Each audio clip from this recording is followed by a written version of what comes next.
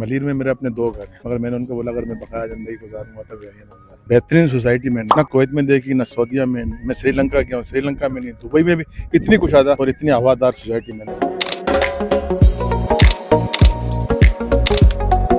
बिस्मिल्लाहिर्रहमानिर्रहीम, अस्सलाम वालेकुम नाज़रीन। बैरिया टाउन कराची से मेरी आपके साथ मुलाकात हो रही है। मैं अली रज़ा हूँ। शाम का वक्त है, खूबसूरत और ठंडी हवा चल रही है और कराची की शामें वैसे ही बड़ी बेहतरीन होती हैं। और आज हम मौजूद हैं प्रीसेंट 12 अली ब्लॉक में और हम आज जो यहाँ के रिहायशी हैं, जो हकीकत में हमसे भी अच्छा यहाँ को बयान कर सकते हैं और उन लोगों के लिए जो मैक्सिमम रिहायशियों के मुतालिक जानना चाहते हैं, सुनना चाहते हैं कि यहाँ अच्छाई क्या है, बुराई क्या है, सिक्योरिटी क्या है और क्या कुछ सर्विसेज बंद हुई हैं, नहीं हुई, इन तमाम बातों का जवाब जो हमारे भाईजान हैं इनसे हम लेंगे।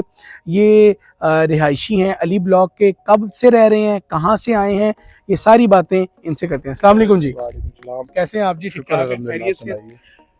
ये बताएं, अली ब्लॉक में आप कब से रह रहे हैं? मैं तकरीबन 22 महीने हो गए। यानी तकरीबन आपको 2 साल होने को है। और इन 2 सालों में गर्मी, सर्दी, बहार, ख़िज़ां तमाम चारों मौसम आपने देखे हैं।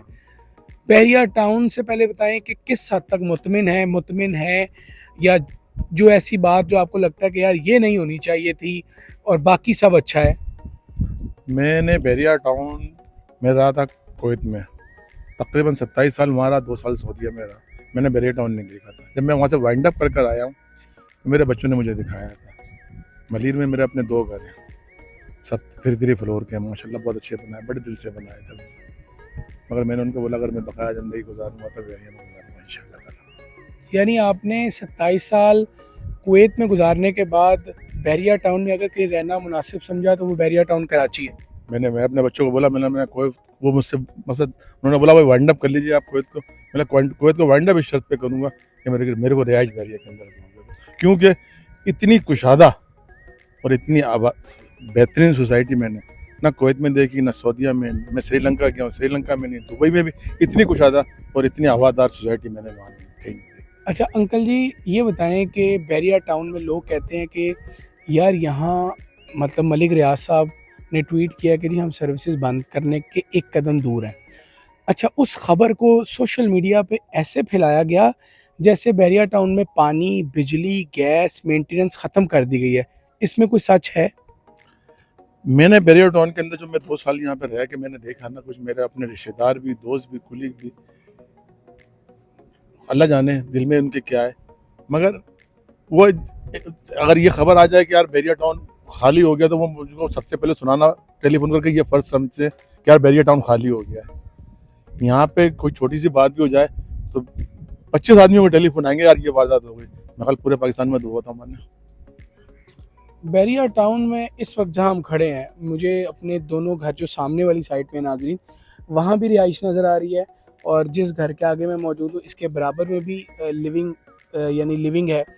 तो अब ये बताएं कि बहरिया टाउन में जो मेंटेनेंस है, लोग ये दावा करते हैं यार बहरिया टाउन में जो मेंटेनेंस चार्जेस हैं वो बहुत ज़्यादा हैं अंकल जी? मेरे ख्याल में जितनी सोसाइटी कराची के अंदर जो मैंने जो लोगों से सुना सबसे कम है। सबसे कम है? सबसे कम है। 24 अली ब्लॉक का तो मैं बोलता हूँ, अली ब्लॉक का अली ब्लॉक सबसे कम है।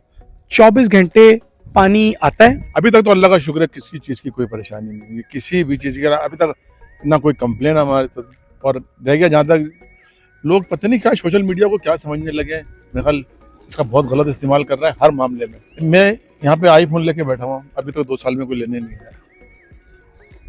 यानी 22 महीने का निचोड़ ये बता रहे हैं।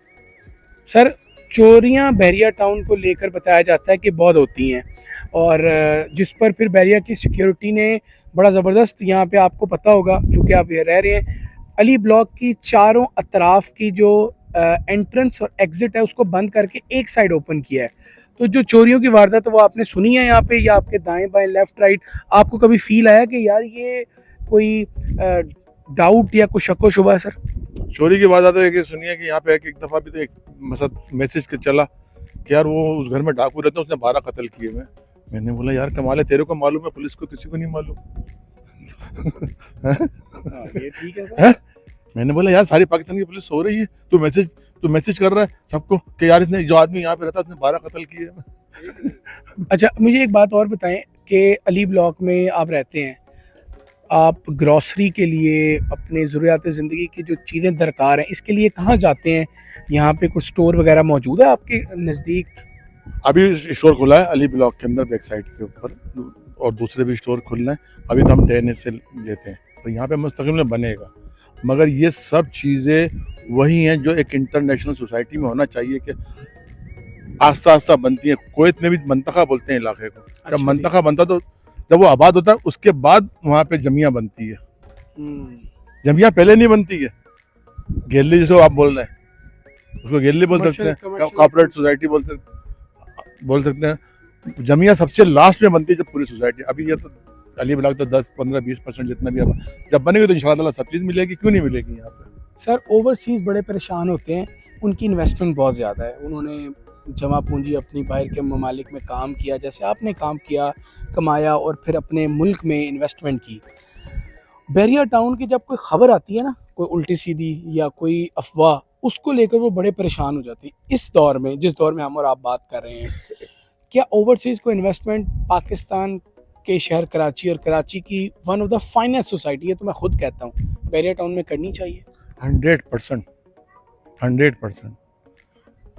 देखें, जो ऊपर के जो मामलात होते हैं ना, है ना, उनसे हमारा क्या ताल्लुक? मालिक रियाज साहब के या नेब के कोई मामलात है, उनसे हमारा क्या ताल्लुक? बिल्कुल ठीक है। नेब भी हमारे मामलात सही करेगा। अगर वो कोई बेकायदे नेब इदारा क्यों बना? हमारे जो मामलात खराब हुए हुए, ऐसी बात नहीं है, हर जगह फरिश्ते नहीं बैठे हुए। वो हमारे मामला सही करके हमको सही करके ही देगा ना। तो हम सोशल मीडिया में जो फैलाया जाता है ना छोटी सी बात को, वो भाई नेब एक काम कर रहा है, करने तो उसको। वो एक इदारा है, हमारे मुल्क का इदारा है, हमारे बेहतरीन लोग उसमें बैठे हैं, वो कर रहा है, जो कुछ करेगा सामने लेकर आए। उसको कोई बेकायदी नजर आएगी तो सबके सामने लेकर आएगा। मगर ये कि वो किसी को इन्वेस्ट करने से या यहाँ पे रहने से कोई भी उनको कोई वो नहीं है। आज तक किसी ने कुछ नहीं बोला। नाज़रीन, ये जो अंकल जी ने भी बात की है, मैं इस पे 1-2 रोज़ पहले भी वीडियोस बना चुका हूँ कि इवन नैब ने खुद कहा है कि जो यहाँ लोग रह रहे हैं, जिनकी इन्वेस्टमेंट है, जिनकी जायदादें हैं, उनके हुकूक का तहफ़्फ़ुज़ रियासत की हमारी ज़िम्मेदारी है। आप लोग जहाँ रहना चाहते हैं, जिस तरह रहना चाहते हैं रहें।